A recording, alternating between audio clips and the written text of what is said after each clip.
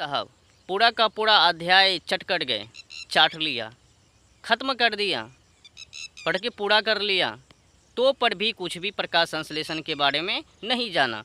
मिट्टी को क्या चाहिए, पेड़ पौधा को क्या चाहिए, कुछ भी नहीं जाना। हमें तो ऐसा लगता है कि इन लोगों ने प्रकाश संश्लेषण में यही पढ़ा है कि भोजन बनाने के लिए सूर्य का प्रकाश नहीं चाहिए, कार्बन डाइऑक्साइड नहीं चाहिए, नीचे से जल नहीं चाहिए, इनको डीएपी यूरिया खाद चाहिए मिट्टी को, इससे ही सब पूर्ति कर लेवे।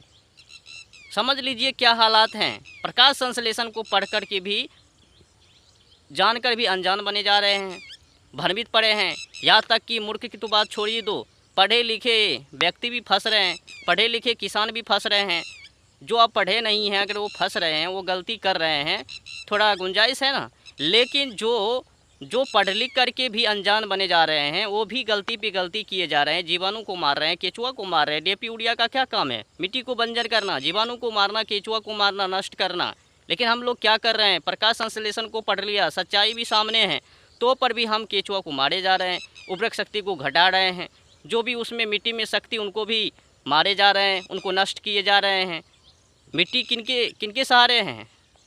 जब तक जीवाणु है, मिट्टी में जीवाणु है, केचुआ है, तभी तक मिट्टी जीवित है। जो ही जीवाणु केचुआ मारे जावे तो ही मिट्टी खत्म, किसी काम का नहीं, किसी लायक का नहीं। उत्पादन जो है ना, वो केचुआ और जीवाणु के माध्यम से है।